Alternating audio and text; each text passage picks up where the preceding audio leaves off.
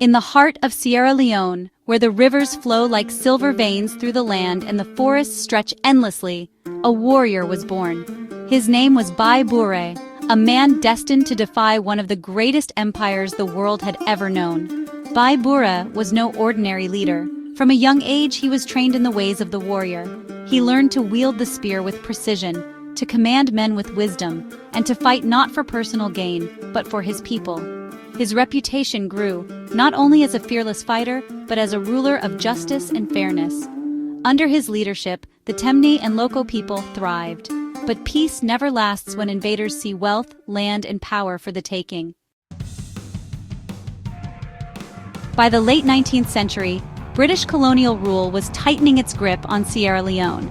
The British, seeing Africa as nothing more than a resource to be exploited, decided that the people of Sierra Leone should pay for their own subjugation. In 1898, they introduced the hut tax, forcing every household to pay a fee to the British government. It didn't matter if the people were poor. It didn't matter if they had lived on their land for generations. The tax was not just about money, it was about control. The British demanded submission, but Bai Bure, he refused. Bai Bure, this is our land. Why should we pay for what is already ours? We are not slaves, we will not bow. And with those words, the war began. Bai Bure did not wait for the British to attack first. He struck swiftly and fiercely, leading his warriors into the forests and hills, using the land as a weapon.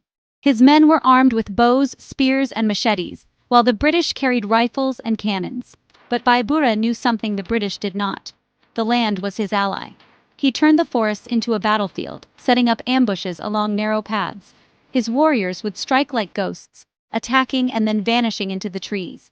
He cut off British supply lines, starving their soldiers and forcing them to fight on his terms.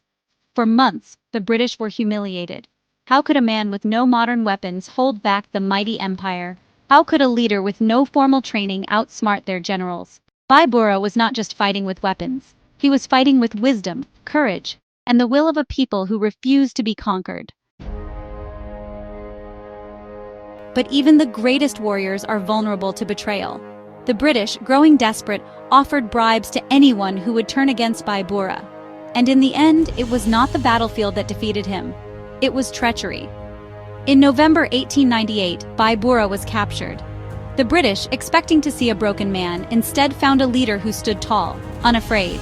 Even in chains, his presence was commanding. British officer, why do you fight us? Bai Bure, I fight because my people are not slaves.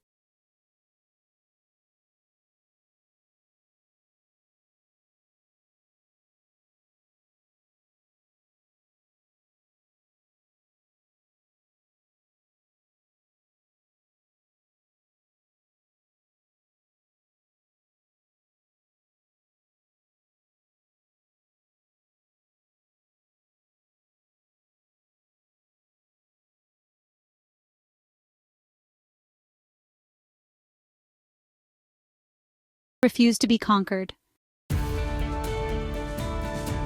Today, Bai Bure's name is etched into the history of Sierra Leone. His face appears on the country's currency, his story is told in schools, and his spirit lives in every Sierra Leonean who dares to stand up against oppression. He was not just a warrior, he was a king, a leader, a legend, and his message still echoes through time. Bai Bure, we are not slaves, we will not bow.